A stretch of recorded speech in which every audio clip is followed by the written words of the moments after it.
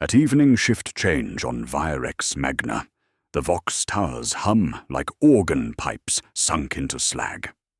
Across the industrial sprawl, 10 million workers emerge from manufactorum gates in synchronized rivers, one toward the habstacks, one toward the prayer courts, both washed in the same grey light that never quite becomes darkness.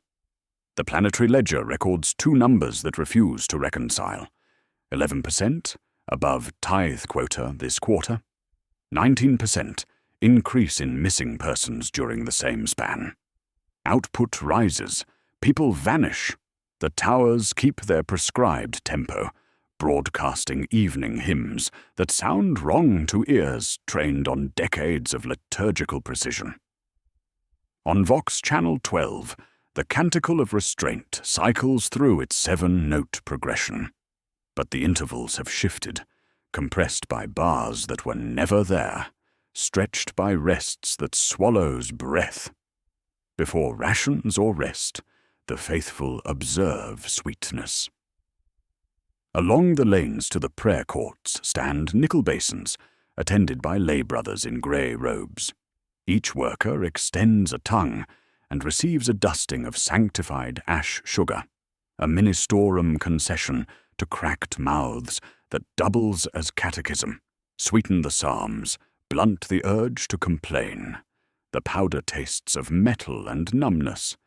A mother administers it to her child with the same gesture used to test fever. A foreman takes his portion without thinking, then signs the aquila twice to be seen being seen. The ash sugar clings to filters, to the fervor posters promising that virtue tastes like restraint, to lips that will soon recite mandatory vox prayers, piped through steel speakers flat and careful, audited for tempo by machines that count breath like coin. The siren spire dominates the throat of Hive Arctus, an astropathic choir tower, threaded into a manufactorum chimney, so heat and hymn share the same ascent. Its lower galleries are brick and rivet, industrial pragmatism.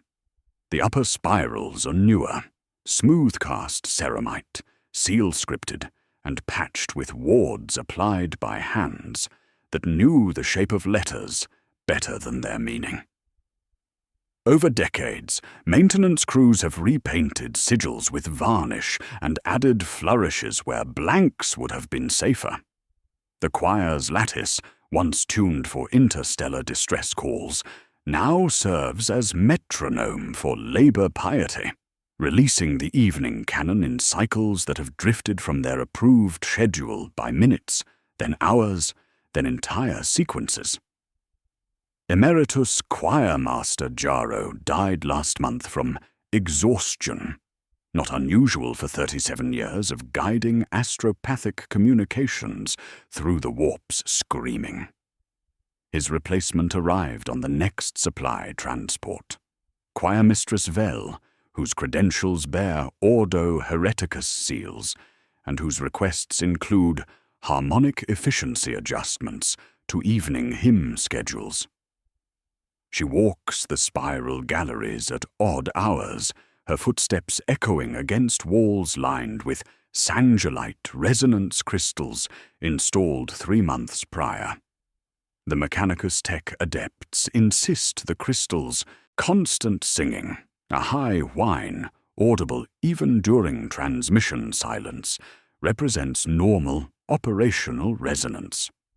The choir ward protocol governing astropath housing and feeding has been updated 17 times in 50 years, each revision adding restrictions, safety measures, new ways to prevent minds from straying into forbidden frequencies.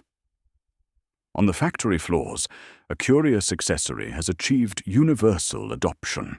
Null-band headsets stamped with purity seals and blessed for focus enhancement. Supervisors issue them to quiet temptation, suppress humming and chatter that costs quota. Within months, their halos became ubiquitous, devices for silence worn so constantly that no one notices when the world's tempo slips. The bands carry firmware updates distributed through the same channels that deliver shift schedules and ration allocations. Block Fervor 19 serves as barometer for the hive's condition. 6 adults share rooms and cot rotations that make strangers of spouses. In stairwells tagged with devotional slogans, line worker Hadris pinches rose dust from folded paper, tucking it into his cheek before the 4th shift. He calls it medicine for industrial nerve, an unofficial supplement to official stimulants that grind fear's edges into usable buzz. When he coughs, phlegm takes a blush on cloth. Pink, then gone under boot. His missing sister won a pilgrim slot off-world. Her last letter was either hopeful or forged. The Sable Club, a philanthropic organization of masked benefactors, funds free therapeutic euphoria sessions at pain management clinics for overworked citizens. Their red ledger pays for relief measured in flesh hours and work time. The old speak quietly of Gratitude Days, a civic festival banned 50 years past for reasons redacted under prudence. 3 days of ration surplus and public procession, instituted after harvest tithes met double forecast. No one under middle age has seen its banners, yet the phrase survives in kitchen jokes and the way elders pause when asked about summer's last day. When a world falls to Slaanesh, it does not collapse like stone struck by artillery. It accelerates, transforming into a vast performance where audience becomes orchestra and fuel, where every voice raised in prayer becomes another note in a symphony that feeds on the act of singing itself. Cults need not add much, only a hand on the throttle. The spire marks cadence, edicts define shape, clinics provide relief. Someone changed the hymn schedule, not the priests officially. Gratitude Days will return under another name. An audit is a kind of map. We begin by tracing the borders of Virex Magna, a mid-tier hive world with 3 primary population centers, Arctus, Ferrum, and Dolus, housing 47 million souls across 17 vertical kilometers of habstacks and manufactorums. Its declared outputs are synthex fibers, promethium additives, processed ration pastes, small arms optics, and 20 million labor hours per day. The planet's value to the Imperium lies not in rarity, but in dependability. Quotas met within 2% variance for 2 centuries, civil unrest confined to predictable cycles, and a population that breeds replacement workers faster than industrial accidents consume them. Governance follows standard imperial template, with regional variations that reveal institutional tensions. House Virex holds hereditary planetary governorship through bloodlines traced to the original colonial charter, their authority expressed through the household guard, and a bureaucracy processing 12,000 edicts annually. The Ecclesiarchy maintains 17 major shrines and 340 chapel stations, their influence measured in mandatory prayer attendance, and the Ministorum tithe claiming 8% of all production. Arbites Precinct Fortress. Dolus houses 2,400 enforcers responsible for maintaining imperial law across a population, generating an average of 800 Unfiltered violations per day, mostly labor infractions, unsanctioned gatherings, and contraband possession. The Adeptus Mechanicus operates through Factor Temple Omnissiah's Forge, a semi-autonomous enclave whose loyalty runs to Mars before Terra, maintaining the planet's infrastructure through tech-adept covens that guard their data with jealous piety. Our analytical framework employs 4 primary lenses tested against each institution to reveal gaps between doctrine and daily function. First, daily reality, how citizens actually live, work, eat, and die under the system's weight. Second, control mechanisms, the laws, creeds, surveillance networks, and enforcement apparatus shaping behavior through reward and punishment.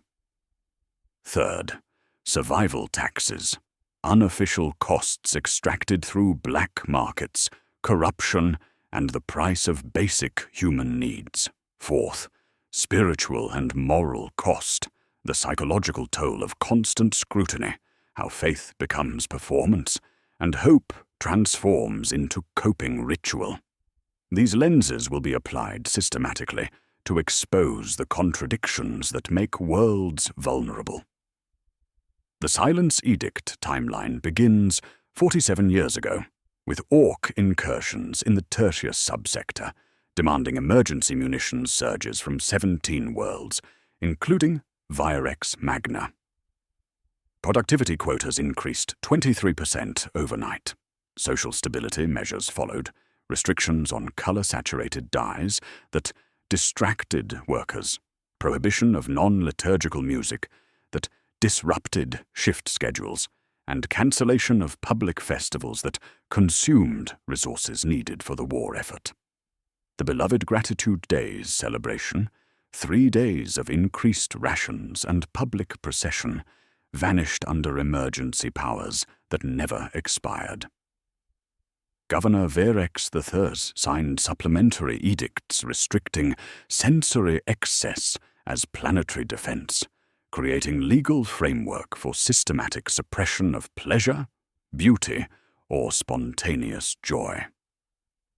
The Sangelite resonance crystals arrived 18 months ago through Mechanicus requisition channels installed throughout the Hive's Vox network to clarify hymnal transmission and reduce signal degradation.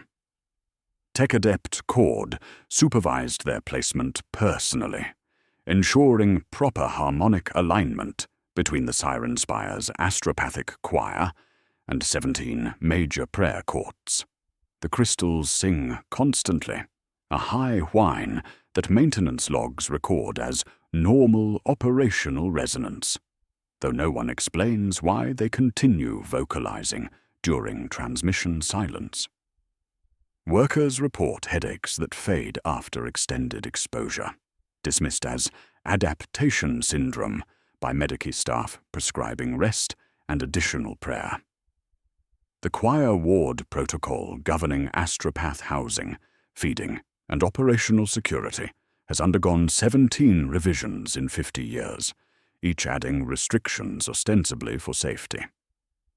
Current version 9.17 mandates reduced caloric intake for psychic clarity, extended chanting sessions for spiritual purification, and isolation chambers for meditation enhancement. Maintenance logs show irregular entries for harmonic adjustments and resonance calibration performed outside standard schedules. Emeritus Choir Master Jaro's death certificate lists exhaustion, though his personal log records frequencies that shouldn't exist, and voices in the crystals in increasingly erratic handwriting. Choir Mistress Vel arrived on transport vessel sacred duty with credentials bearing Ordo Hereticus authentication seals and a manifest listing her effects as classified materials and harmonic instruments. Her first official act involved requesting complete hymnal schedules for the past 5 years and authorization to implement efficiency improvements to evening prayer broadcasts. She walks the Siren Spire's spiral galleries during off hours, carrying tuning instruments and making notations in a bound ledger whose pages rustle with unusual texture. The frame is established, the lenses are focused, the institutions reveal their contradictions through gaps between promised safety and created vulnerabilities. The crystals sing even when no one does. A death recorded as exhaustion always hides extra work. Next, we descend to the floor where policy becomes lived experience, where the Silence Edict's true cost is paid in flesh and hope. Block Fervor 19 houses 2,147 souls across 43 levels of reinforced ceramite and systematic desperation. The statistics tell one story. 6.2 adults per HAB unit, 18.4 hours average shift length, 847 calories per day in standard-paced rations. The lived reality tells another. 6 strangers sharing cots in rotation schedules that make married couples into shift-passing ghosts, children learning to whisper before they learn their names, and privacy existing only in the few seconds between one sleeper rising and another, claiming the warm indent in synthetic padding. The walls sweat condensation from overcrowded breathing.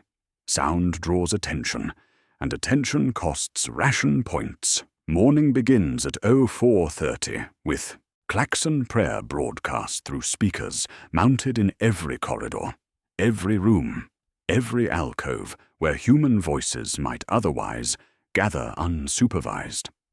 The litany of restraint echoes from steel walls with metronomic precision. Blessed is the Emperor who grants us purpose. Blessed is toil that serves his will. Blessed is hunger that teaches gratitude.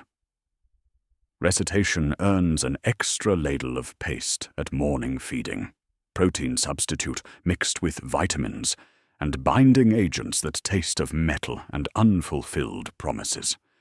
Those who stumble over verses or speak too softly receive baseline portions, enough to prevent starvation, insufficient to prevent the gnawing that makes extra shifts seem reasonable. Ministorum sisters patrol the HAB blocks, enforcing sensory fasts designed to husband virtue and productivity. Sister Agatha carries a scanner that detects unauthorized pigments, measuring color saturation in clothing, wall markings, or personal effects down to spectral percentages. Violations result in confiscation and penance duties, scrubbing prayer courts with blessed abrasives until fingertips crack and bleed. The sisters inspect personal belongings for contraband textures, silk, velvet, anything that might provide tactile pleasure. They test food for unauthorized spices, searching for evidence that citizens supplement their paste rations with black market flavor enhancers. Laughter above a whisper earns immediate censure. Singing outside approved hymnal contexts results in isolation meditation, locked cells, where silence becomes a living thing that presses against eardrums until the absence of sound generates its own phantom noise. The shift system operates on 18-hour cycles, with 4 hours allocated for rest, feeding, and mandatory prayer.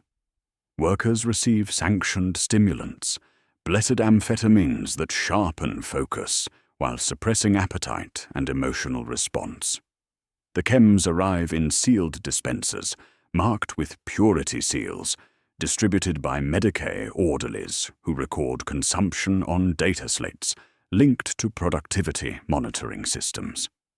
Null-band headsets, issued as focus aids, have achieved universal adoption. Their halos mark obedience while delivering firmware updates through the same channels that distribute shift schedules. Workers keep them on in HABs from inertia and fear. Quiet becomes furniture. The headset's constant presence makes the world's tempo slippery, unnoticed. Citizens develop substitutes that mock the banned experiences they crave. Ink water mixed with synthetic sweetener mimics wine, providing the ritual of consumption without intoxication. Yellow lumen arrays cycle on schedules misaligned with dawn, so that morning happens at Warhammer 40, creating the illusion of warmth and daylight that regulations prohibit. Tin hymns, recordings of approved liturgical music played through damaged speakers, provide audio texture that approximates melody while remaining technically compliant with silence edict restrictions. These substitutes satisfy the need for ritual while reinforcing the system that creates the need. The survival tax extracts payment in flesh and time. Rose dust, a mild euphoric derived from industrial cleaning compounds, sells for work hours and sexual favors in hab block stairwells. Pain clinics operated by the Sable Club offer therapeutic euphoria sessions for citizens suffering from industrial nerve, the official term for psychological breakdown caused by sensory deprivation and chronic overwork. Sessions require medical dispensation obtained through bureaucratic processes designed to ensure only the desperate apply. Citizens trade heirloom possessions, family photographs, and personal memories for script redeemable at approved facilities where licensed technicians administer measured doses of pleasure under clinical supervision. The Red Ledger pays for relief measured in flesh hours and work time. Hadris keeps his sister's last letter folded inside a ration booklet. The stamp says Pilgrim Lottery. The ink says Opportunity. The blank space where a destination should be says everything. Mira won her slot in the Off-World Lottery, a program offering selected citizens transportation to shrine worlds for religious education and service. Her letters arrived weekly for 2 months, describing temple duties and communal prayers, then stopped without explanation. The Pilgrim Administration Office provides form responses to inquiries. Citizens serving off-world remain in the Emperor's protection. Further communication depends on Shrine World protocols, beyond planetary authority. The queue outside the lottery office runs along a heat pipe, so applicants sweat, while officials ask catechism questions about restraint, duty, gratitude. Families learn not to ask twice. This enforced hunger, this systematic deprivation of sensation and solace, is not merely consequence, but policy. The Ministerum's sensory fasts, the Arbites' silence edict, the sanctioned stimulants that provide function without pleasure, all combine to build immense pressure within the hive's populace. Deprivation ripens senses until a whisper tastes like fruit. What began as armor against temptation becomes a gate, closed to comfort, open to command on cue. The lottery opens again. The line grows. The missing do not write. A hymn can be prayer. A hymn can also be a tool. The Officio Medicase pain management facilities occupy converted storage levels beneath the primary hab stacks, their entrances marked with red crosses and intake queues that snake through corridors lined with devotional posters, promising that suffering sanctifies the soul. The statistics paint a portrait of systematic breakdown. 847 cases of chronic anxiety per quarter. 1,003 incidents of stress-induced tremors. 89 complete psychological dissociations requiring immediate intervention. These clinics serve as pressure valves in a system designed to generate more stress than human tissue can sustain, their white walls humming with frequencies meant to suggest care while processing human misery with industrial efficiency. Sister Hospitaller Cordelia administers assessment protocols with clinical precision that masks institutional hunger.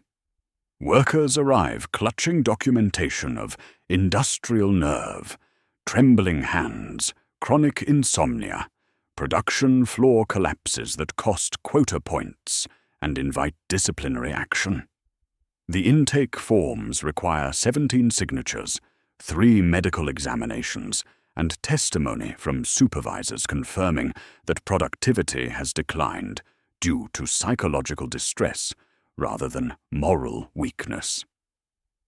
Each clinic processes 340 cases per week, their treatment protocols approved by ecclesiastical authorities who track suffering like crop yields, calculating optimal pressure levels that maximize productivity without triggering mass revolt or system collapse. The therapeutic euphoria sessions represent medical innovation disguised as charity. Citizens approved for treatment receive measured doses of synthetic joy administered through neural interfaces that bypass natural brain chemistry to deliver pure sensation without context or memory formation. The experience lasts exactly 17 minutes, long enough to reset stress indicators, brief enough to prevent psychological dependence that might reduce work capacity. Patients emerge with temporary relief that fades over calculated intervals, creating return schedules that maintain clinic utilization rates while teaching bodies to associate relief with external administration rather than internal resilience. The Sable Club finances these operations through philanthropic channels that obscure funding sources behind layers of charitable bureaucracy.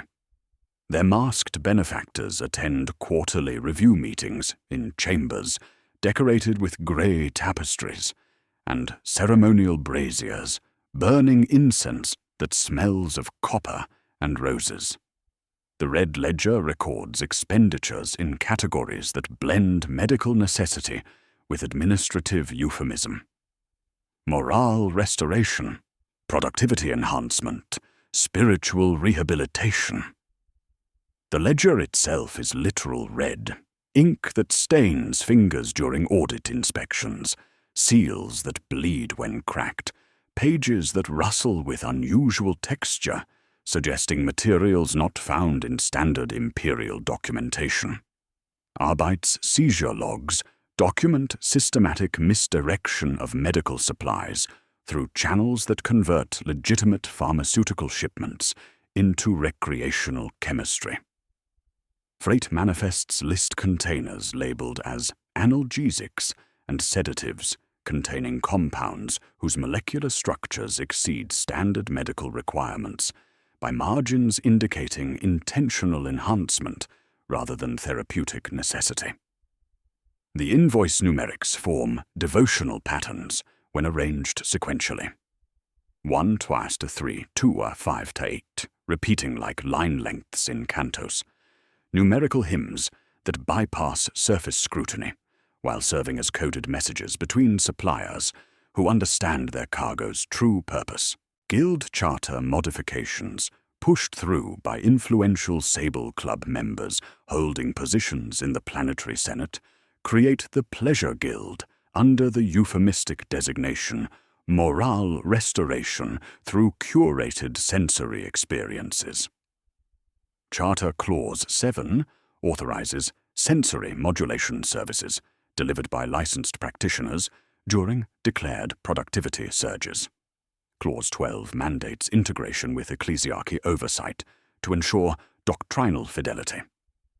The Ecclesiarchy, overburdened and underfunded, consents in exchange for tithe shares. The Arbites receives guidance to prioritize violent crime and macro fraud. Relief becomes policy through bureaucratic infiltration that leverages the Imperium's own administrative mechanisms against itself. The Ministorum introduces the Canticle of Plenty as reward mechanism for production units exceeding quota thresholds by 15% or greater.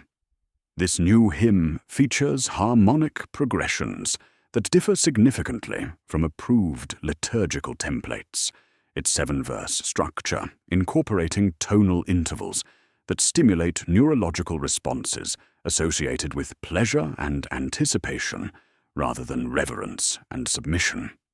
Workers report improved morale during broadcast periods, increased willingness to volunteer for extended shifts, and heightened sensitivity to sensory experiences that previously provided minimal satisfaction. The canticle plays during clinic sessions, its melody serving as auditory framework for therapeutic procedures. Firmware update Vaughan 9.17 rolls across null bands the same week, flagged as anti-synchrony patch with companion software allowing therapeutic alignment with the new hymn for morale reinforcement. The neural dampener patents describe devices designed to suppress ecstatic responses during mass prayer, while carrying sub-channel capabilities for updates distributed through networks managing shift schedules and ration allocations. The Mechanicus assures all parties the integrations are safe, beneficial, and holy. Nurse Valdris hums while inserting neural leads into patients scheduled for euphoria therapy. Her tune follows no approved hymnal pattern, its rhythm matching heartbeat acceleration during treatment preparation, rather than liturgical requirements for spiritual edification. The melody seems to emerge from the equipment itself, harmonic resonance generated by medical devices operating in synchronized frequencies. When the neural interface activates, the patient's eyelids flutter as synthetic bliss floods nervous systems, primed by months of systematic deprivation. Sound becomes medicine. Medicine becomes doorway.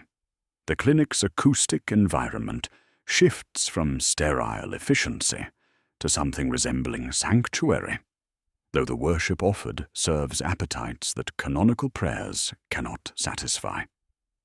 The infrastructure delivering relief, null bands, resonance crystals, hymn schedules, clinical protocols, forms a single system amenable to tuning. Citizens learn to crave not just pleasure but permission to experience it, transforming autonomous individuals into components in a mechanism that generates suffering to harvest the energy released by its temporary cessation. Charity, made procedural, becomes vector for systematic preparation of human nervous systems. Between deprivation and relief lies the space where resistance becomes gratitude, where citizens thank their captors for brief respites from systematically administered misery. The silence edict creates hunger. The clinics provide measured feeding. Doctrine meets tactic as institutional safety measures become corruption's instrument. Charity wears a mask, so does appetite. Next, the silence edict grows teeth. The silence edict coup expansion arrives through coordinated proclamation from Governor Virex IV, Canoness Thalia of the Cathedral Ministorum Sanctus, and Arbites Precinct Commander Voss, their joint signatures transforming emergency measures into permanent law. The new ordinance catalogues human experience with prosecutorial precision. Unauthorized color displays exceeding 40% saturation, rhythmic patterns deviating from approved liturgical templates, unsanctioned textures providing excessive tactile stimulation, and vocal expressions suggesting emotional engagement during mandatory work periods. The edict's 347 specific infractions carry penalties measured in work hours, flesh hours, or immediate detention for spiritual rehabilitation.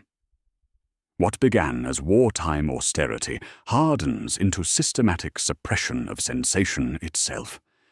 The Commissariat of Auditors of Tone emerges as enforcement mechanism, their grey-uniformed pairs patrolling factory catwalks with acoustic dampening fabric that muffles footsteps during surprise inspections.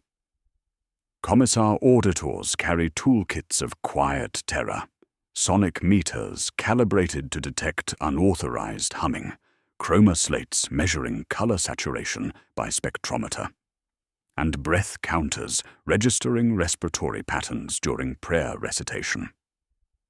A worker's idle finger-tapping becomes citation if the rhythm suggests dance. A scarf dyed too vibrantly draws penalty recorded in digital ledgers. Each violation generates immediate processing through portable data slates linked to central databases tracking individual transgression patterns and aggregate block-level compliance rates. The penalty structure creates self-sustaining revenue streams that deepen citizen dependence on institutional relief systems. Standard fines require additional work hours, extending shifts beyond sustainable limits, forcing violators to seek medical dispensation for stimulants or therapeutic intervention for stress-related disorders. Alternative flesh-hour payments direct citizens to approved pain clinics, where measured discomfort satisfies legal obligations while generating income for Sable Club operations. The most severe cases face contemplation periods, solitary confinement in chambers where absolute silence becomes psychological torture, teaching nervous systems to crave any auditory stimulation as relief from sensory void. The Ecclesiarchy responds with liturgical engineering designed to prevent arousal of base appetites through excessive rhythmic stimulation. Sister Canoness Thalia issues Directive 847 Gamma, mandating tempo reductions across all sacred music to 60 beats per minute, matching resting heart rate to minimize cardiovascular excitement, while extending verse structures to occupy identical time periods as previous versions. The result transforms familiar prayers into droning recitations that test attention spans while failing to inspire devotional fervor. The theological logic assumes slower equals safer, but physiology contradicts doctrine. Systematic sensory deprivation heightens sensitivity until the smallest accelerando becomes profound stimulation. The edict banks embers and calls it safety, forgetting that embers kindle easily. Edict Council minutes reveal institutional paranoia masquerading as spiritual vigilance. Governor Virex IV cites neighboring systems reports correlating moral degradation with chaos incursions, arguing that sensory indulgence enables spiritual vulnerability. Canoness Thalia advocates austerity as immunity, referencing theological precedents where ascetic practices protected saints from demonic influence. Commander Voss provides statistical analysis showing decreased crime in sectors with strict sensory regulation. None acknowledge the mounting psychological pressure their policies generate, treating collective human misery as acceptable cost for theoretical protection against corruption they fundamentally misunderstand. The Siren Spire receives architectural modifications under Technical Directive 23 Omega, with Tech Adept Cord personally supervising installation of new wiring harnesses threading through the choir's spiral galleries like neural networks. The official designation, Harmonic Filtration System Mark IV, promises to filter stray resonance and ensure optimal signal purity for astropathic transmissions. The wiring resembles organic structures more than mechanical systems, branching patterns following architectural curves with surgical precision, connecting sangellite crystals to processing units whose specifications exceed standard Vox enhancement requirements. The spiral galleries, already resembling a massive ceramic throat, now contain sophisticated artificial larynx awaiting activation. Individual stories bleed into institutional ledgers. Taylor Serra receives citation for hand stitching that makes regulation cuffs feel soft rather than scratchy as required. Unable to pay work-hour penalties due to extended shifts, she reports to clinics serving flesh hours ironing altar cloths that must remain coarse. A young catechist caught tapping off-tempo receives dampening cuff, locking her breathing to parish metronome, her mother counting sanctioned rests during family meals. Families become living compliance devices as the edict's enforcement apparatus transforms domestic spaces into extension of state surveillance. Confessional booths receive acoustic monitoring upgrades, disguised as spiritual enhancement systems, recording breath tempo, vocal stress patterns, and emotional fluctuations during penitent testimony. Sister confessors learn acoustic analysis techniques, recognizing vocal signatures indicating deception, spiritual weakness, or dangerous curiosity about prohibited experiences. The recorded data feeds central databases tracking individual psychological profiles, identifying citizens whose confession patterns suggest resistance to compliance or susceptibility to unauthorized pleasure-seeking. The systematic suppression creates profound vacuum, collective sensory deprivation, leaving the population exquisitely sensitive to relief. Law designed to cauterize decadence instead maps appetites with clinical precision, teaching citizens the shape of forbidden sensation while building labor pools for institutions dispensing measured comfort. By taxing violation in flesh hours, the system generates workers for facilities offering therapeutic release. By mandating devices quieting nervous systems, it prepares networks through which coordinated signals might travel. We banned red, so they sold pink, filters or doors turned inside out. Beneath the sterile enforcement of the Silence Edict, contraband economies flourish with bureaucratic precision. The inventories seized by Arbites patrols catalogue human hunger made manifest. Rose dust selling at 3 work hours per pinch, its pink granules derived from industrial cleaning compounds processed through amateur chemistry.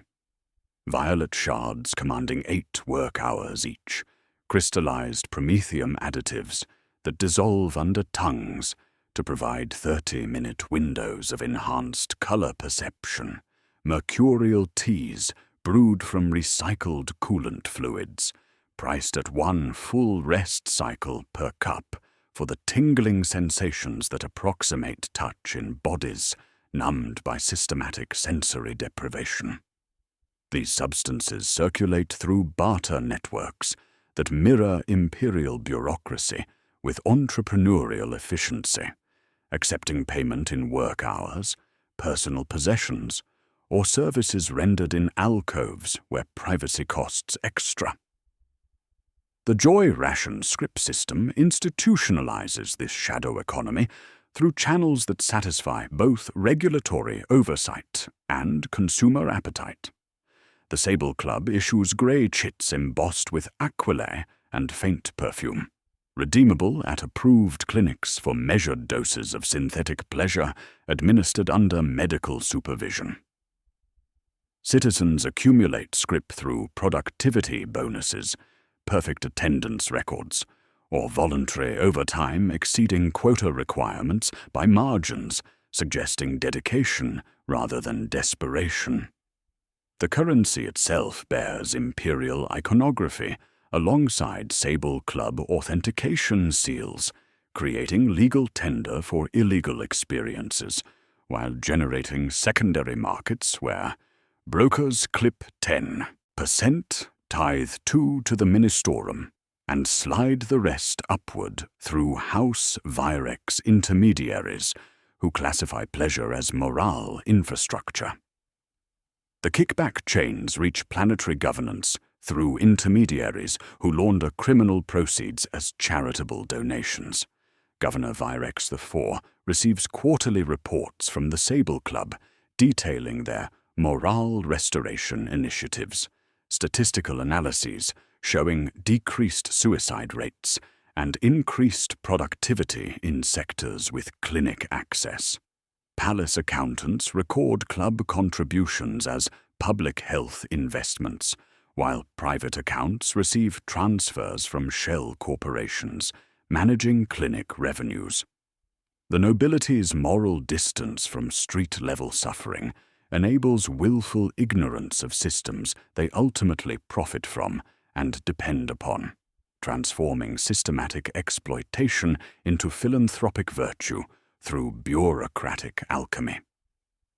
Broker networks operate from converted storage cells and chapel alcoves, their operators memorizing liturgies with entrepreneurial devotion.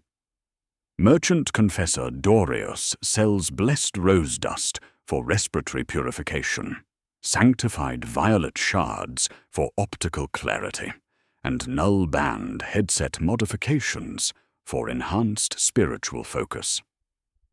Each transaction includes abbreviated confession services that provide ecclesiastical cover for contraband purchases, transforming commercial exchanges into religious rituals. Arbites raids strike on schedule, customary theatre to justify reports, while confiscated stocks flow back through sealed auctions to Sable Club fronts. Auditors of tone accept bribes denominated in quiet, guaranteed non-inspection windows at prayer and shift change. Neural dampener patents filed through Mechanicus channels reveal the infrastructure underlying this economy of sensation. Patent application 847 Theta describes resonance suppression array with therapeutic override functions designed to suppress ecstatic responses during mass prayer while carrying sub-channel capabilities for firmware updates and harmonic modulation. The devices function as pharmaceutical delivery systems disguised as religious safety equipment, their blessing ceremonies conducted by tech priests who understand circuitry better than theology. Technical specifications include references to harmonic resonance alignment and emotive frequency modulation, terms that hint at capabilities extending far beyond simple sensory dampening. Firmware update V17 distributes through channels managing shift schedules and ration allocations 3 days before the Mask of Benefactors. Installation notices describe anti-synchrony patch with morale enhancement protocols designed to prevent mass hysteria during emergency situations. The update includes harmonic alignment features, allowing null bands to resonate with specific audio frequencies, particularly the new Canticle of Plenty, introduced as productivity reward for quota overfulfillment. A junior adept flags the update's gating, thresholds as overbroad. The note is closed by Magos Cord with a benediction to efficiency.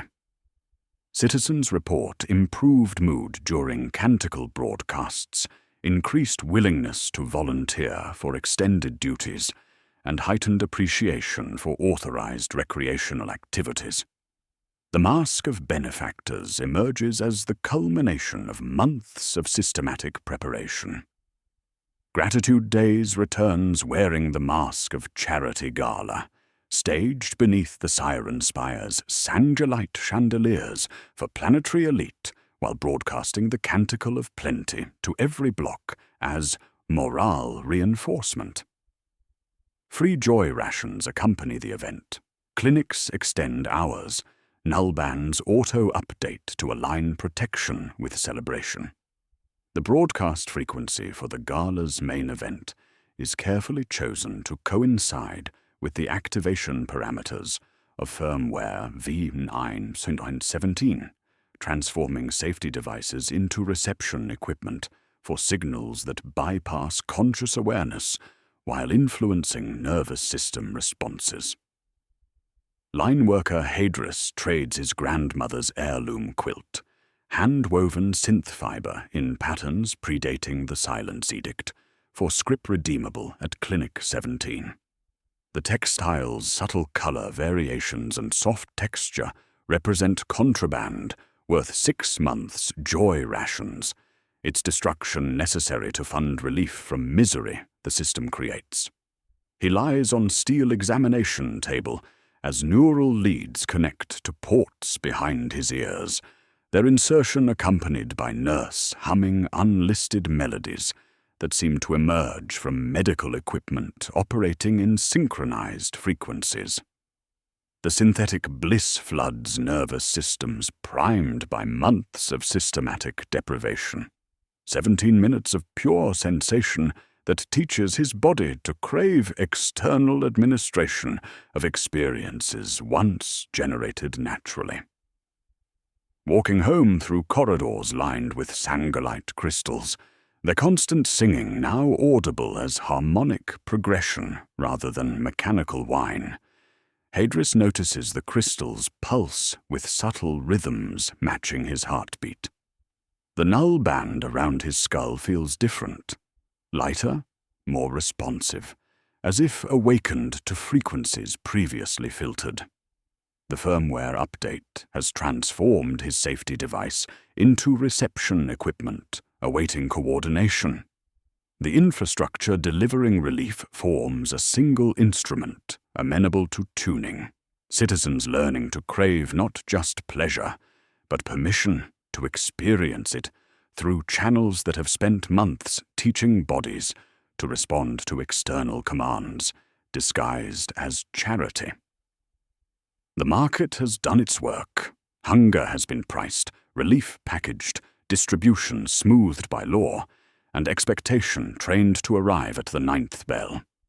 When the hymn descends, ears will be open, bodies tuned, and networks synchronized to the millisecond. Firmware fixes often introduce new bugs. The gala is invitation only. The broadcast is not. At the 9th bell, Virex Magna synchronizes to frequencies that have spent months teaching bodies to listen. The siren spires crystalline.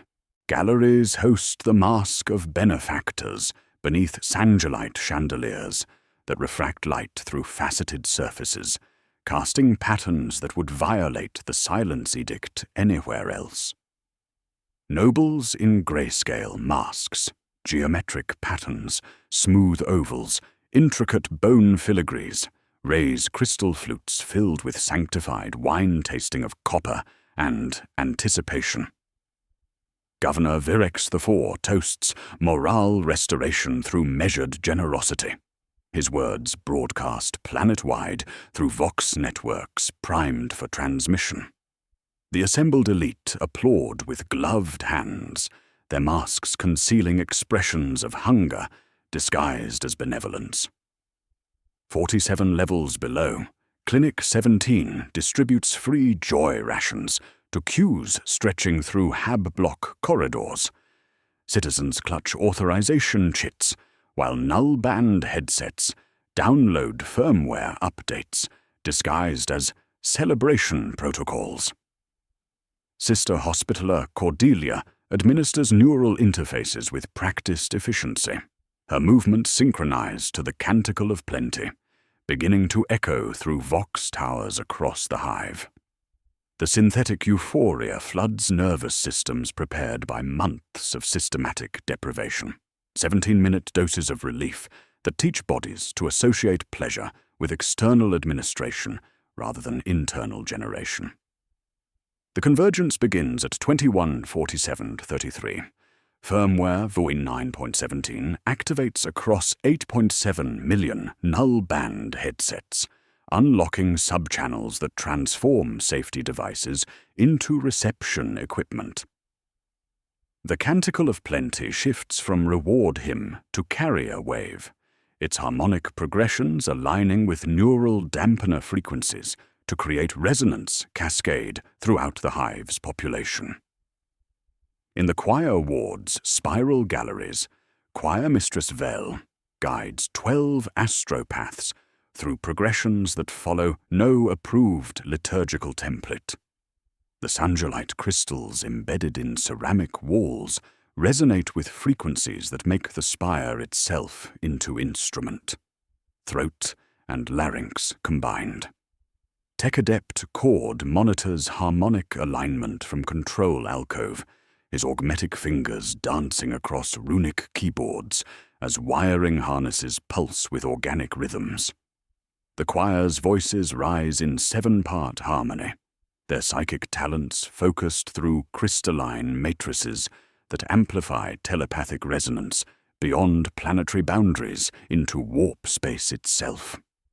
Vox Tower filters designed to suppress unauthorized frequencies invert their function, becoming amplifiers for signals that penetrate null band protection and neural dampener suppression.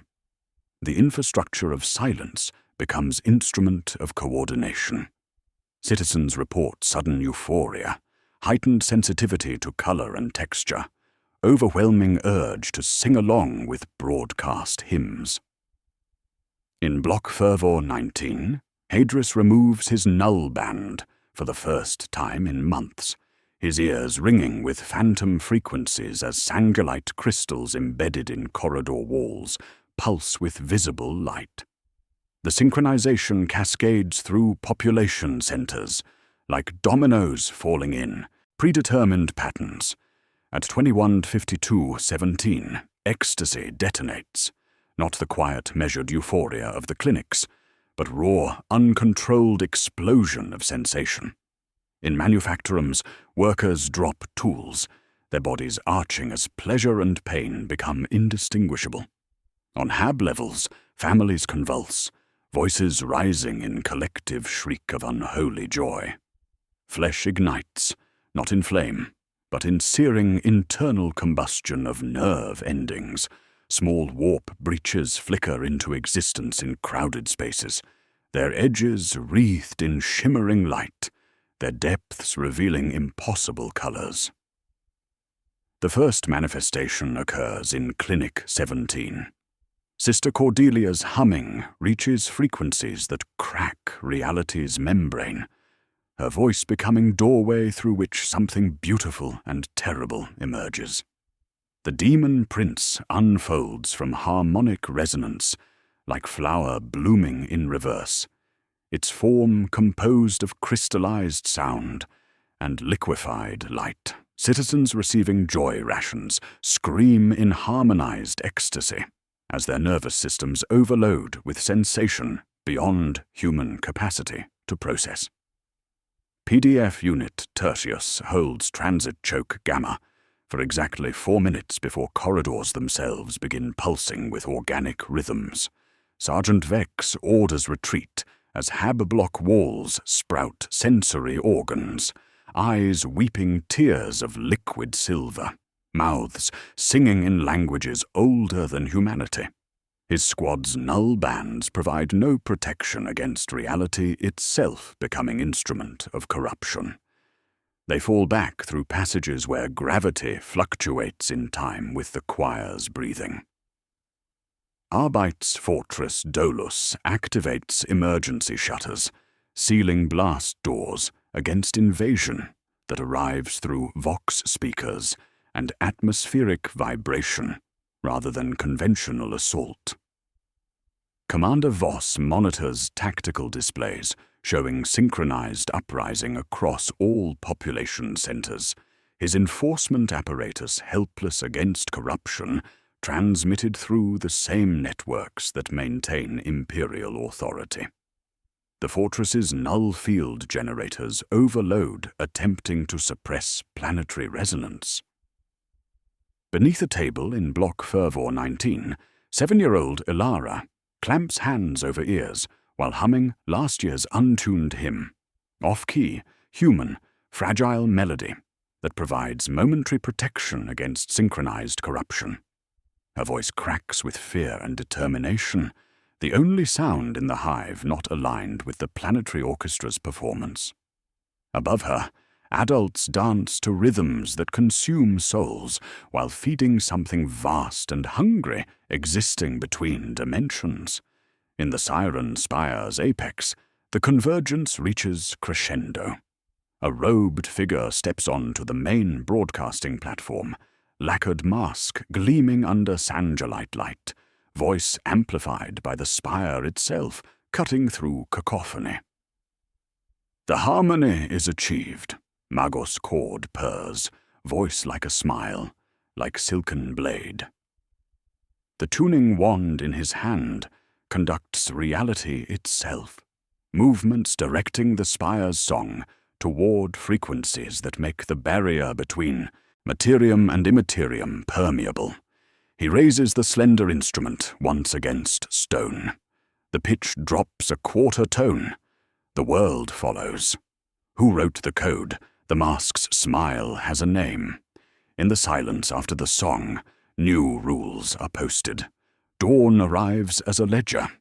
In the first light after the mask, clerks in ash-grey tabards move through Hive Arctus with tally slates, counting what still answers to names and what has learned to sing. Vox networks, seized and retransmitted through harmonic filters.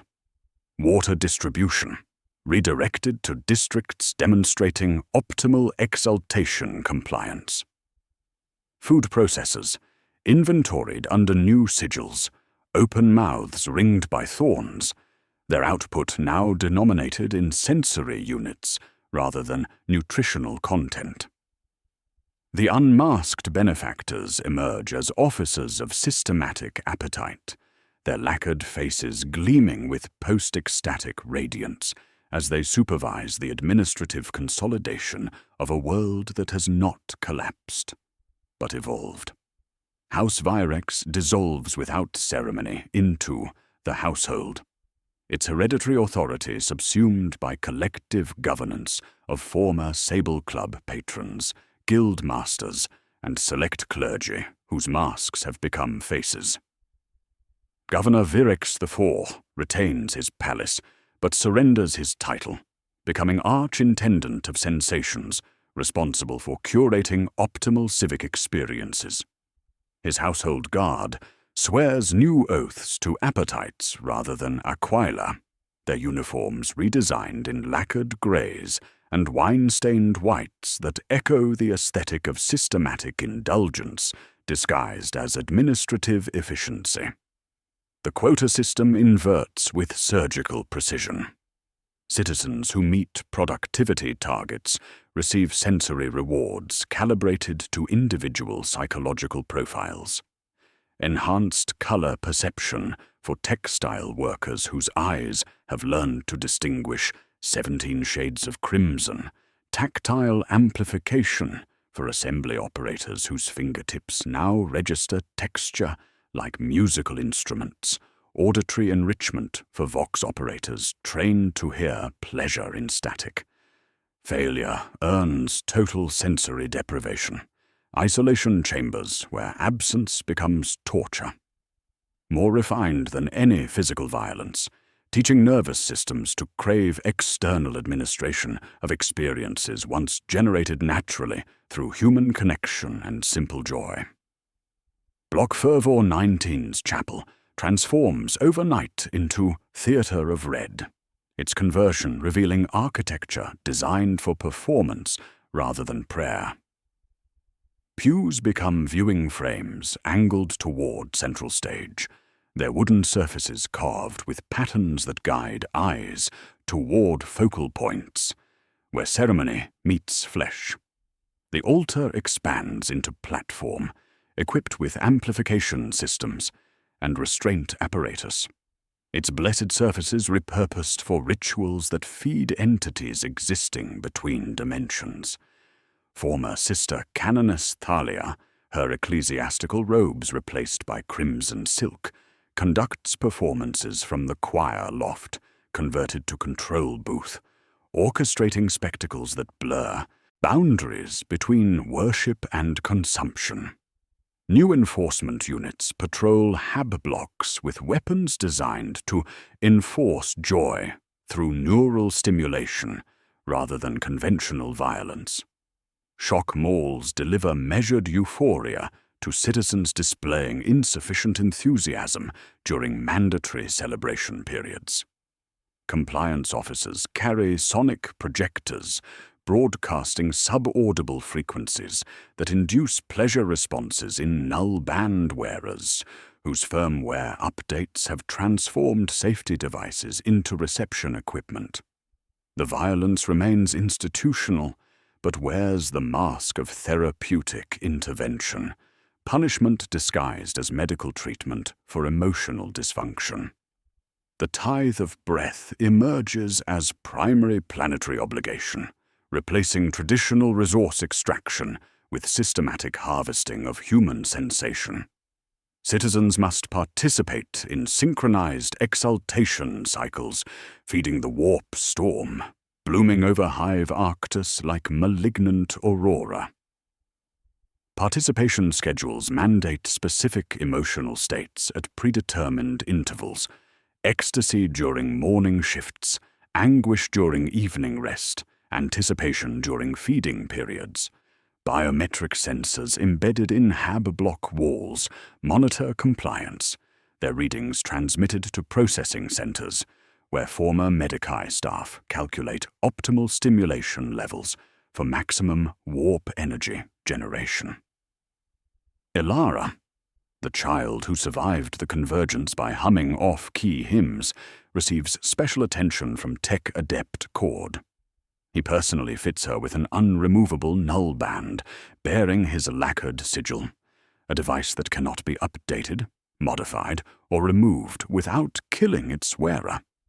Her resistance to synchronized corruption makes her valuable as control subject, her untuned voice serving as baseline against which the Planetary Orchestra's performance can be measured.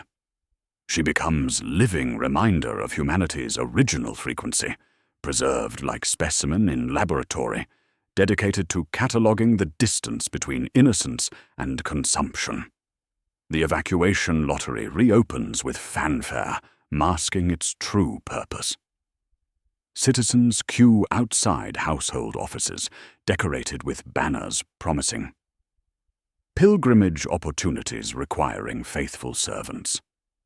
Selection criteria prioritize families with children, individuals with specialized skills, and citizens displaying psychological profiles indicating resistance to synchronized pleasure.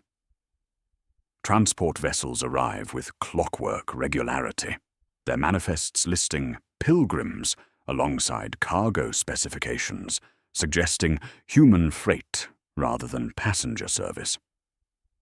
The ships bear markings of renegade navigator houses, their crews wearing masks that echo benefactor aesthetics while serving appetites requiring fresh material. Former institutions persist in perverted form. The Arbites fortress becomes processing center, where resistance is diagnosed as psychological disorder requiring therapeutic intervention. The Mechanicus Factor Temple provides technical continuity, its augmented priests maintaining infrastructure while serving new masters. The Manufactorum Cathedral operates as twin facility, sacrament on one side, stage on the other, its liturgies rewritten to accommodate appetites that grow stronger with each synchronized breath. The world has not fallen like stone struck by artillery, but has been tuned to serve frequencies that existed before humanity, learned to distinguish between worship and consumption. Production continues, tithes flow on schedule, and reports upward use correct administrative terminology. Morale enhancement, civic participation, optimal resource utilization. Only the destination has changed. Salvation tickets are being printed. By whom and to where? We thought the hymn protected us. It simply tuned us. The reframe begins with paper. Not prophecy or demon manifestation, but administrative memos stamped with seals that promised protection and delivered access. The Ministerum's tempo suppression directives, the Arbites' clinic exemptions, the Mechanicus's filtration systems, the governor's austerity decrees. Each document represents an institutional response to fear. Each signature, a handle that someone else learned to pull.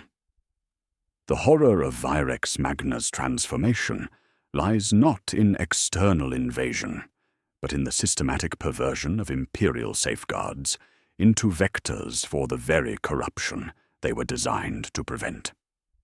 Directive 847 Gamma, Sister Canoness Thalia's order mandating 60 beat per minute maximum for all liturgical music, carries technical specifications provided by consulting harmonicists whose shell corporations trace back to Sable Club funding. The theological logic assumed that sensory deprivation would create immunity to corruption, that systematic hunger would strengthen spiritual discipline. Instead, it mapped every citizen's appetite with clinical precision while creating collective sensory vacuum that heightened sensitivity until the smallest stimulation became profound. The same cadence that allowed auditors to count compliance enabled hidden conductors to count down to conversion. Slower did not equal safer. It equaled more responsive to external control. Mechanicus maintenance logs reveal tech-adept Cord's engineering of institutional betrayal. His installation reports for sandalite resonance crystals describe harmonic filtration systems designed to prevent unauthorized frequencies from corrupting Vox transmissions. The technical specifications detail dual-function capabilities, suppression mode during normal operations, amplification mode activated by specific harmonic triggers. The crystal's autophonic persistence during transmission silence and phase lock phenomena, when co-sited with null band clusters, transformed the hive's infrastructure into a single instrument. Filtration reduces signal, resonance multiplies it. The throat-like galleries of the siren spire became larynx for an entity that speaks in frequencies older than human language. Arbites Precinct, circular 12 Kappa, created exceptions in pursuit of public order, authorizing therapeutic diversions through pain clinics, while downgrading contraband enforcement to preserve workforce continuity. The attached regulatory language, drafted by Sable Club Legal Counsel, established frameworks allowing controlled substances to be distributed through medical channels while generating revenue streams flowing back to enforcement agencies through public safety donations. Commander Voss received funding to suppress vice while licensing the infrastructure that would eventually distribute it planet-wide. Enforcement became enablement through bureaucratic capture, disguised as humanitarian concern. The null band headset patents expose the deepest layer of institutional subversion. Patent application 847 Theta describes neural dampening technology with therapeutic override functions designed to suppress emotional responses during religious services. The technical diagrams show devices capable of both blocking and transmitting neural stimulation.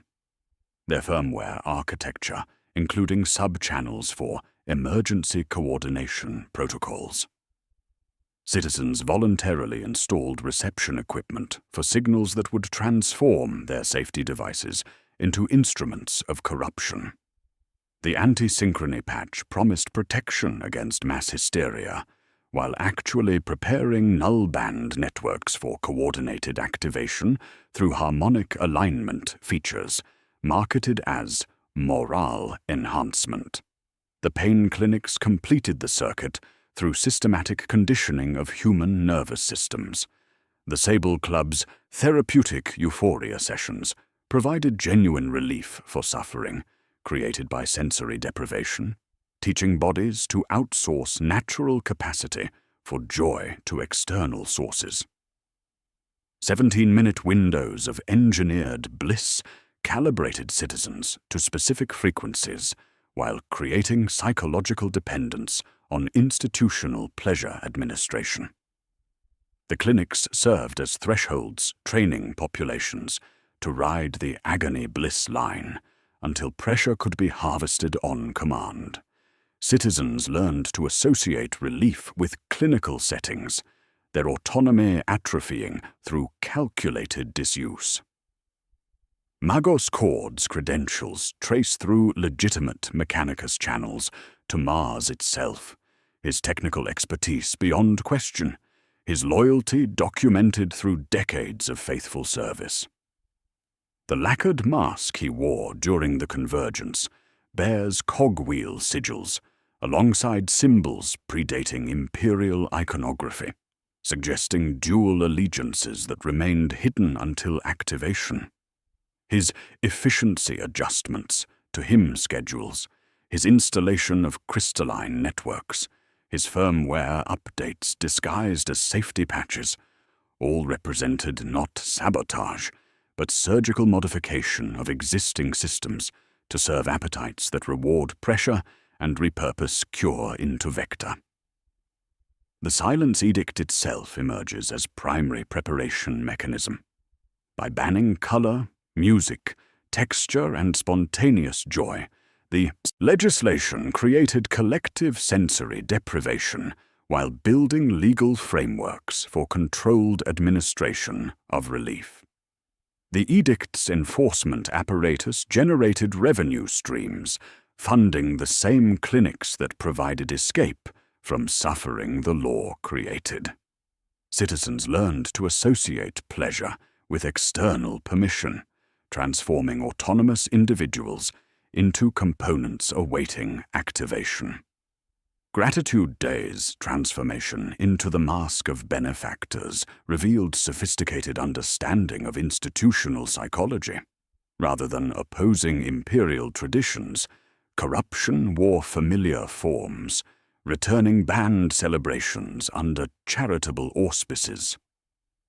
Each protective measure implemented by imperial authorities became lever for systematic corruption.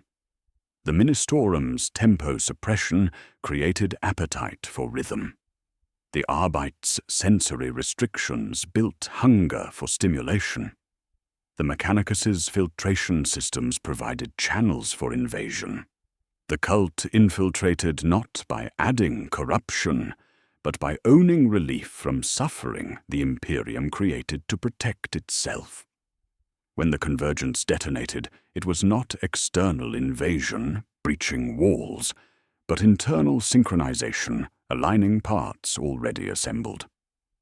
Protection became blade through institutional logic rather than supernatural revelation.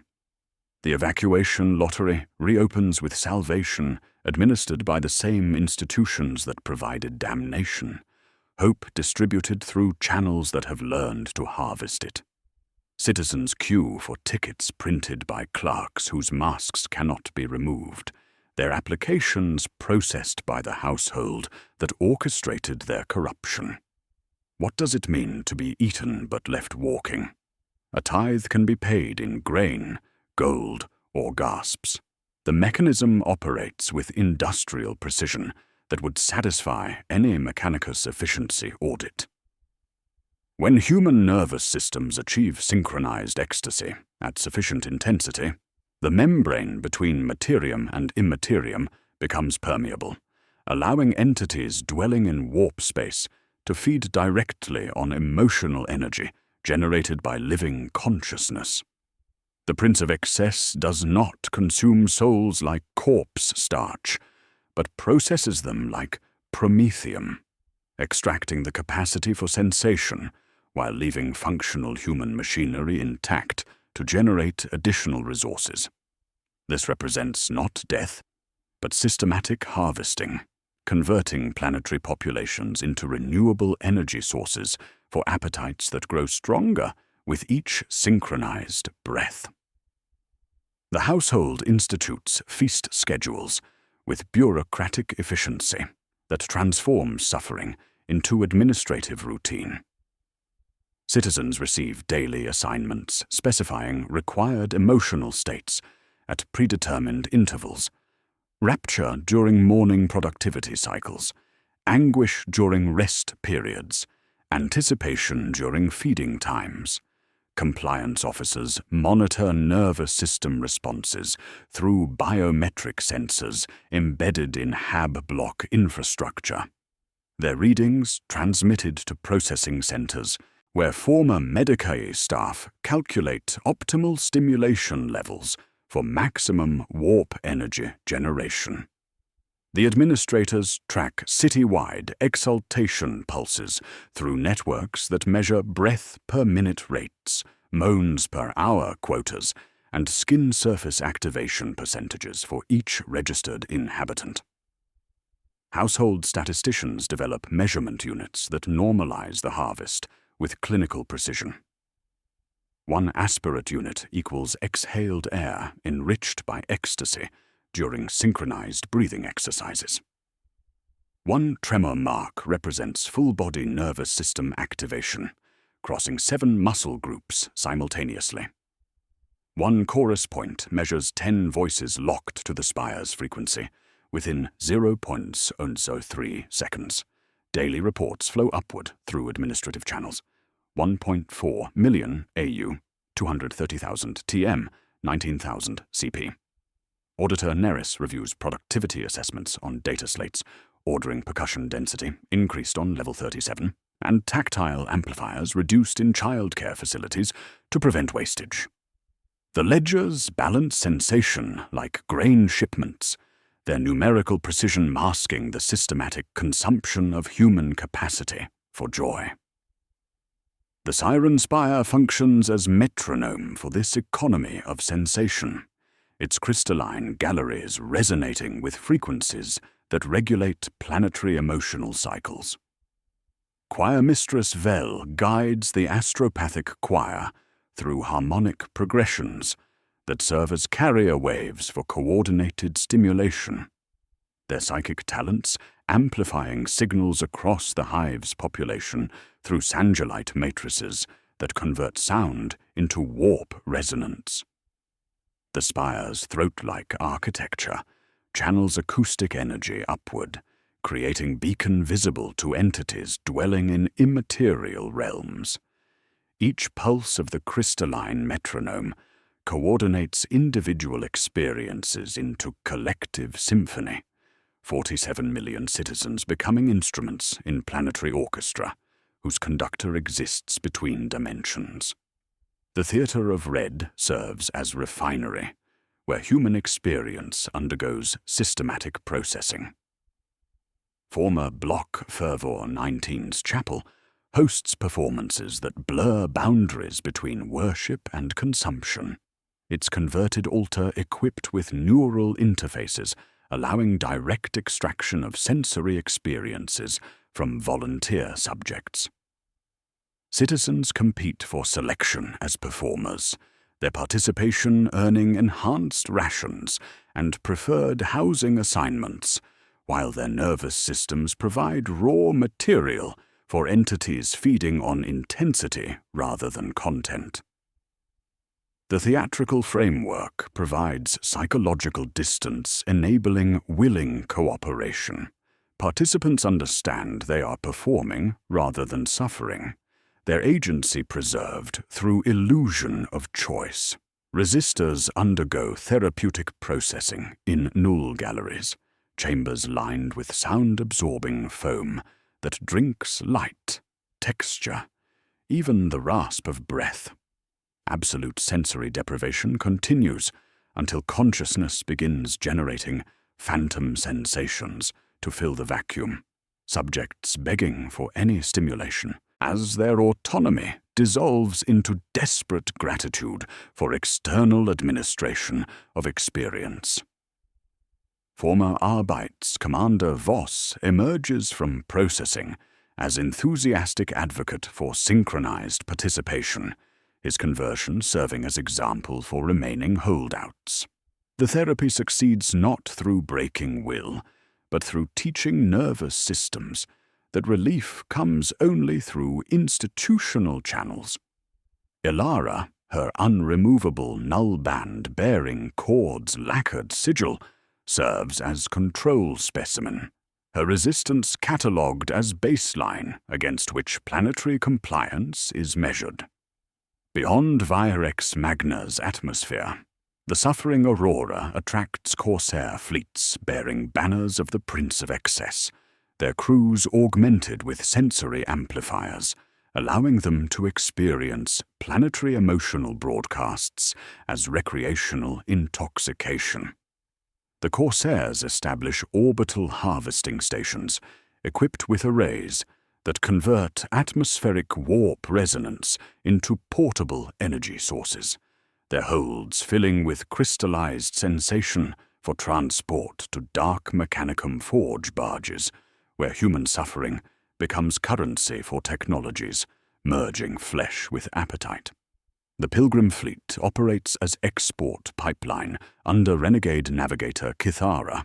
Her convoys manifests listing conversants and choir apprentices alongside technical specifications suggesting human cargo rather than passenger service. The exported citizens serve multiple functions: raw material for off-world processing facilities, seed populations for establishing similar operations on other worlds, and specialized components for technologies requiring living nervous systems as operational elements. Children receive particular attention due to neuroplasticity and capacity for conditioning into optimal receptivity. Inquisitorial astropath Valdris, stationed in neighboring Tertius system, detects distress signals embedded within the canticle of Plenty's harmonic structure, fractal patterns encoding the choir's agony as mathematical sequences that bypass conventional transmission protocols. Her analysis reveals sophisticated encoding methods, suggesting technological assistance from entities possessing understanding of both Imperial communications and warp space physics. The signal propagates faster than conventional astropathic transmission, creating sympathetic responses in psychically sensitive individuals across multiple star systems. The devouring economy operates through systematic conversion of human capacity for experience into renewable energy source while maintaining functional productivity. Citizens retain consciousness and operational capacity while losing autonomy over their nervous systems, their bodies continuing to generate sensation under external control. The world continues functioning, production schedules maintained, tithes delivered on schedule, administrative reports filed using approved terminology, while serving purposes that transform Imperial compliance into fuel for entities existing beyond material reality. The song travels faster than ships. The Pilgrim Fleet flies. To whom does it report? Contagion requires infrastructure, not sermons. The transformation of Virex Magna generates products that travel Imperial trade routes with bureaucratic legitimacy, each shipment carrying corruption disguised as charity, culture, or commerce. Within 72 hours of the convergence, the first export vessels lift on staggered departure vectors under renegade navigator Kithara's charts, their manifests listing conversants, choir apprentices, and devotional materials through terminology that satisfies customs inspectors while concealing systematic human trafficking. The household understands that corruption spreads most effectively through channels the Imperium considers sacred. Coded canticles embedded within legitimate liturgical transmissions serve as primary infection vector. The Canticle of Plenty undergoes systematic modification by household music scribes, its harmonic progressions fractally encoded with mathematical triggers that prepare nervous systems for synchronized activation while maintaining surface compliance with Ecclesiarchy musical standards. These newly discovered hymns of unparalleled spiritual efficacy distribute through established ministorum channels. Their authentication, seals forged with precision that satisfies audit protocols. Shrine worlds across 17 systems receive updated hymnals containing Virex Magna's corrupted canticles alongside traditional prayers, their diocesan authorities welcoming musical innovations that promise enhanced devotional response during mass attendance. Art objects circulate through noble trade networks as luxury goods bearing chemical compounds activated by tactile contact. Lacquered masks crafted by household artisans release psychoactive resins when stroked, their molecular structures designed to cross dermal barriers and influence neural chemistry toward enhanced receptivity to external stimulation. Decorative crystals carved from processed sangellite emit subaudible frequencies that induce meditative states in collectors who display them as curiosities. Textile goods woven with synthetic fibers carry embedded chemical triggers activated by body heat, their sensory textures teaching skin to crave artificial enhancement.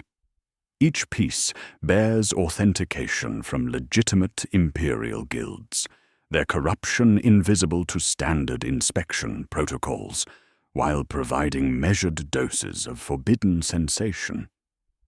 The Pilgrim fleet completes its geographical loop through systematic revelation of purpose. The vessels operate under renegade navigator Kithara's command, their crews wearing masks that echo benefactor aesthetics while serving appetites requiring fresh material.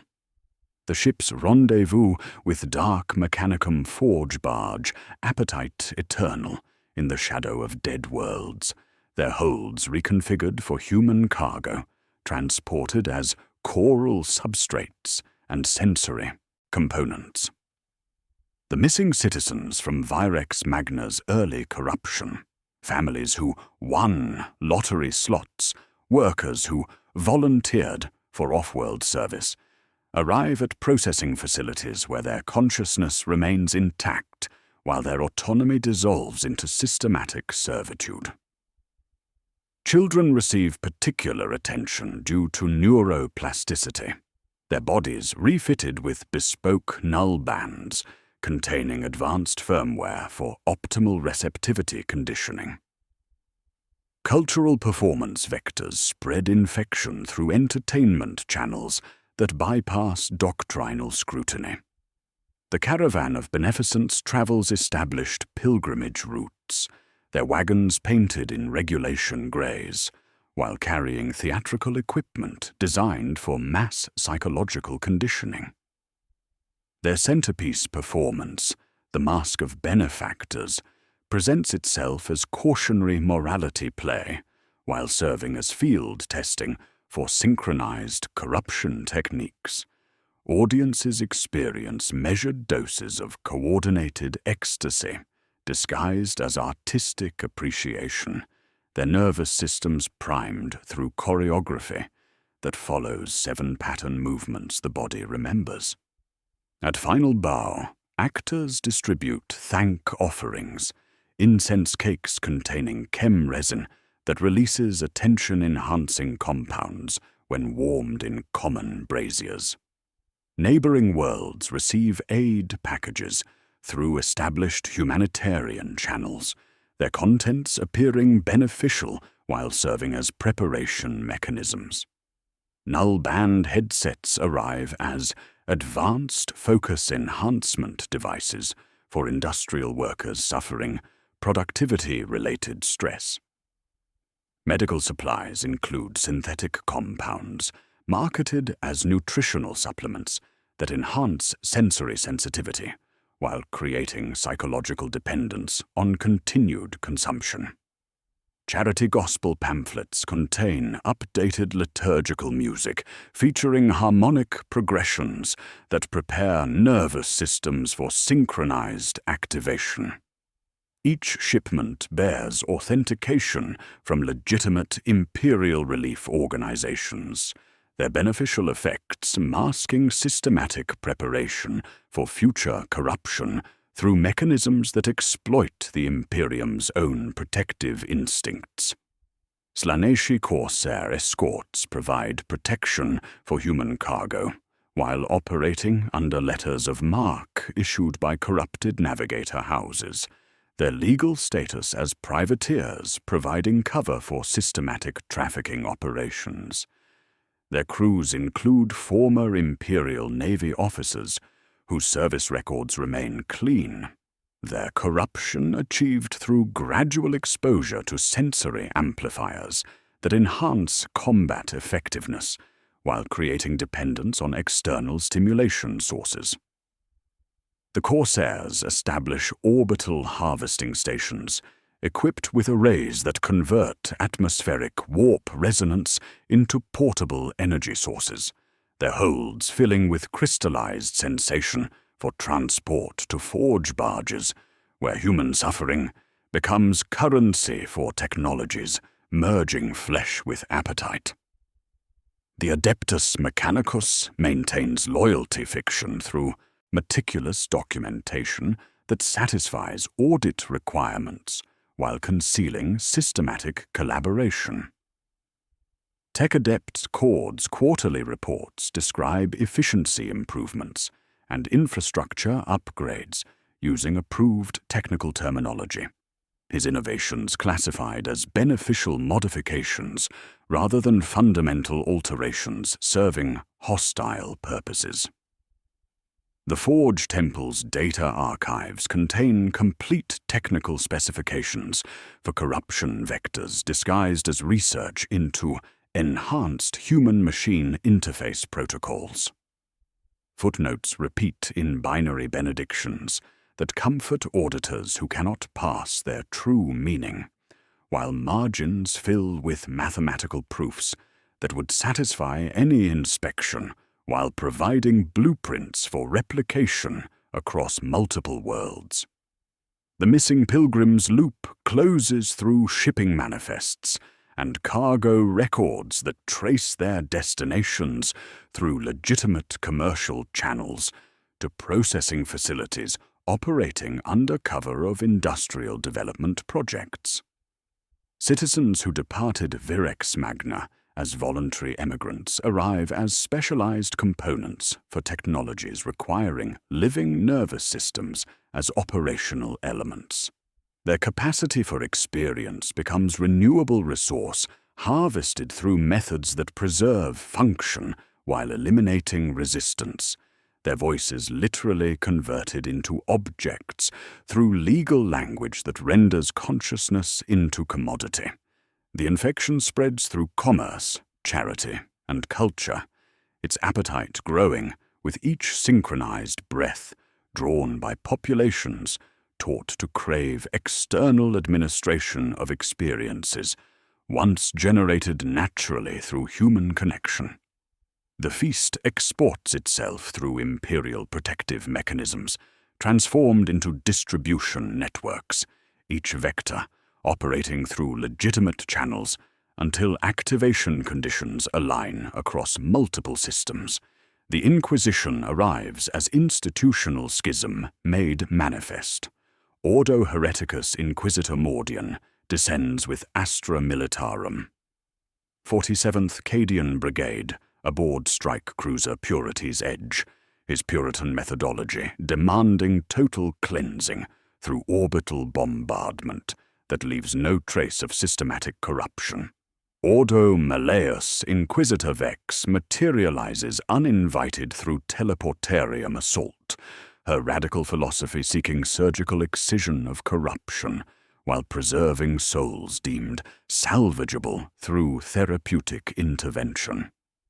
Their conflicting authorities create operational paralysis, measured in minutes while the household consolidates control through administrative channels that continue functioning despite Imperial intervention. Mordian's briefing materials catalog institutional failure requiring complete sterilization. His analysis identifies corruption vectors embedded within Imperial protective mechanisms, null band networks, pain clinic infrastructure, liturgical modifications, and bureaucratic capture of enforcement agencies. The Puritan doctrine recognizes that corruption this comprehensive cannot be surgically removed without destroying the patient, that mercy becomes complicity when dealing with systematic subversion of imperial authority. His preliminary exterminatus authorization bears segmentum command approval, pending final assessment of strategic resource value versus corruption containment costs. Vex counters with intelligence, suggesting the choir's synchronization can be decoupled without destroying the population. Her radical methodology, trusting in the Emperor's protection for citizens whose corruption remains incomplete. Her assault teams carry specialized equipment designed to sever harmonic connections between individual nervous systems and the Siren Spire's crystalline network, their surgical strike protocols targeting infrastructure rather than population. The Malleus approach assumes that systematic corruption requires systematic counter-corruption, fighting fire with controlled fire while preserving imperial subjects whose loyalty might be restored through appropriate therapeutic intervention. The household responds with living barricades that exploit imperial reluctance to fire upon citizens. Families march in synchronized formations toward landing zones, their children singing corrupted canticles, while parents weep tears of liquid silver that stain ceramite like acid. The human shields force Cadian troops into non-lethal suppression tactics, their shock mauls and riot foam insufficient against opponents whose nervous systems interpret pain as pleasure and whose coordination transcends individual consciousness. Colonel Vosk reports engagement parameters that defy tactical doctrine. Enemies who advance while singing, civilian populations that cannot be distinguished from combatants, and infrastructure that responds to damage by intensifying rather than reducing operational capacity. Tech Adept Cord presents Loyalty Affidavit to both Inquisitors, his documentation satisfying regulatory requirements, while concealing systematic collaboration with entities serving the Prince of Excess. His offer to assist in retuning the Siren Spire appears technically sound, his proposed modifications promising to reverse harmonic synchronization through controlled counter-resonance. The Mechanicus loyalty fiction operates through meticulous adherence to procedural requirements, his service record clean, his innovations beneficial according to approved metrics. Neither Inquisitor possesses sufficient technical expertise to evaluate his proposals without relying on his own analysis, creating dependency relationship that serves his purposes while satisfying their operational requirements. Arbites remnants guide assault teams through HAB block networks, their local knowledge invaluable for navigating infrastructure modified by months of systematic corruption. Sub-Judge Lyria Dax leads strike teams toward the choir ward, while reporting atmospheric distortions that interfere with Vox communications and targeting systems. Her maps show passages that no longer correspond to architectural reality, corridors that pulse with organic rhythms, and walls sprouting sensory organs that track movement through impossible angles. The building itself has become organism, its structure adapted to serve functions that transcend material engineering. Ilara serves as resistance focal point, her unremovable null band providing immunity to synchronized corruption, while her memory preserves fragments of uncorrupted Imperial culture. The child guides assault teams through passages where her off-key humming disrupts harmonic resonance, her voice creating zones of relative safety within infrastructure designed to amplify sensation. She carries contraband in memory rather than material. Old hymns, proper prayer cadences, and emotional responses unconditioned by systematic manipulation. Her existence proves that resistance remains possible, while demonstrating the cost of preservation through isolation from community. The strike reaches Choir Ward through systematic advance that costs 17 Cadian lives per level ascended. Vex's surgical approach encounters fundamental problem. The choir has been rewired, so removing individual astropaths kills 10 others through harmonic feedback. Their nervous systems, interconnected through crystalline matrices that distribute consciousness across multiple bodies. The decoupling operation requires either accepting massive casualties among potentially salvageable citizens or abandoning the surgical approach in favor of total sterilization. Each attempt to sever connections triggers cascading failures that spread corruption rather than containing it. The cost of mercy becomes visible through operational casualties that mount while achieving minimal tactical progress. Vex's surgical strike achieves partial success through systematic destruction of upper hive levels and Siren Spire apex, her radical methods severing primary harmonic transmission while leaving population centers intact. But the song's broadcast hub represents only transmission mechanism, not source. The corruption has exported itself through channels that continue operating despite local intervention. Mordian signs the Exterminatus petition, only to discover that Virex Magna continues meeting tithe quotas ahead of schedule, its productivity improvements documented through reports that satisfy segmentum command efficiency requirements. The world's corruption operates through channels that enhance rather than diminish its value to Imperial logistics networks, creating administrative resistance to sterilization orders that might disrupt supply chains serving 17 other systems. The request sits in a queue. Logistics has a liturgy, too. If the world burns, does the song stop or spread?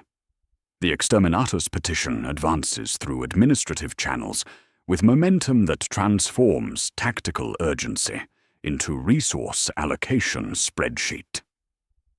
Segmentum Command deliberates for 47 days. Their approval weighted against productivity reports, showing Virex Magna exceeding tithe quotas by margins that complicate sterilization mathematics. The authorization arrives aboard strike cruiser Purity's Edge with constraints that preserve infrastructure while eliminating population centers, partial cleansing calculated to satisfy doctrinal requirements, without disrupting supply chains serving 17 neighboring systems. The writ specifies upper hive sterilization, while classifying underhive populations as economically non-viable to evacuate, potentially salvageable through quarantine protocols.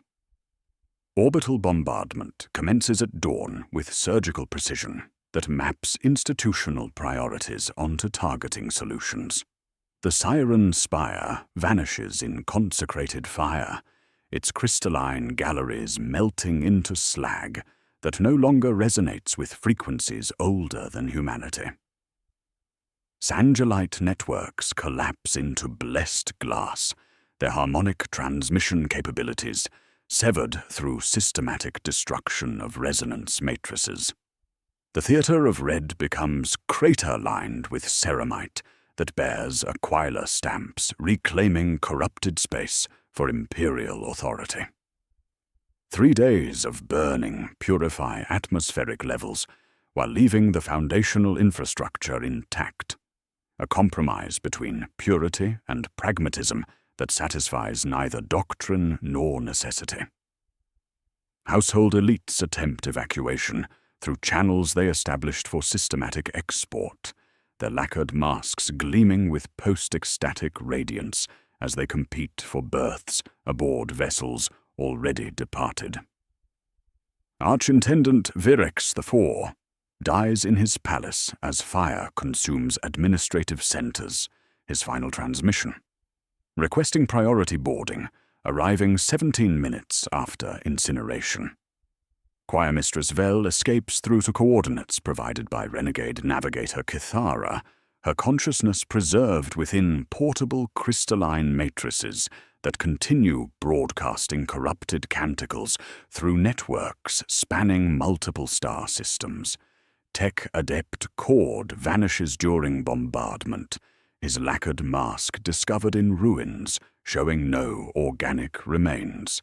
Only technical specifications carved into blessed ceramite, blueprints for replication procedures that survive their creator. The systematic payoffs unfold with chilling precision through recovered documentation. The altered hymn schedule traces through Mechanicus logs to Cord's technical specifications, his efficiency adjustments, revealed as preparatory harmonic conditioning, distributed through legitimate channels. Gratitude Day's transformation into the Mask of Benefactors demonstrates sophisticated institutional psychology, corruption wearing familiar forms to bypass doctrinal scrutiny while serving appetites that grow stronger with each synchronized breath. The missing pilgrim's geographical loop closes through shipping manifests, confirming their conversion from voluntary emigrants to specialized components. Their bodies processed through facilities operating under cover of industrial development projects. Sangilite crystal's true function emerges through technical documentation. Dual-mode resonance amplifiers designed to suppress unauthorized frequencies during normal operations while serving as transmission networks when activated by harmonic triggers. The pain clinic's role as preparation mechanisms becomes clear through medical records showing systematic conditioning of nervous systems toward external stimulation sources. Null band networks' conversion from safety devices to reception equipment demonstrates how Imperial protective measures became vectors for corruption they were designed to prevent. Each institutional safeguard, perverted through systematic infiltration, served purposes that transformed compliance into fuel for entities existing beyond material reality. The Underhive endures in poisoned night, its passages echoing with phantom frequencies that memory preserves better than stone.